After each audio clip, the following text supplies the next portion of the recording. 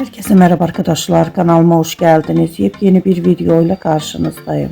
Arkadaşlar, bugünkü videomuzda Türkiye'nin ünlü oyuncusu Gökberk Demirci'den yeni görüntüler geldi.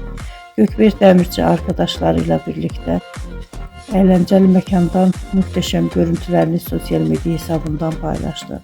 Ben de bu görüntüleri sizler için YouTube kanalımda video halinde sunuyorum arkadaşlar. Umarım beğenirsiniz. Videomu beğendiyseniz kanalımı izlemeyi ve bildirim butonuna basmayı unutmayın. Şimdilik benden bu kadar olsun. Yeni videomuzda görüşmek üzere. Hoşça kalın, sağlıklı kalın. Umarım videomu sonuna kadar izleyeceksiniz ve beğeneceksiniz.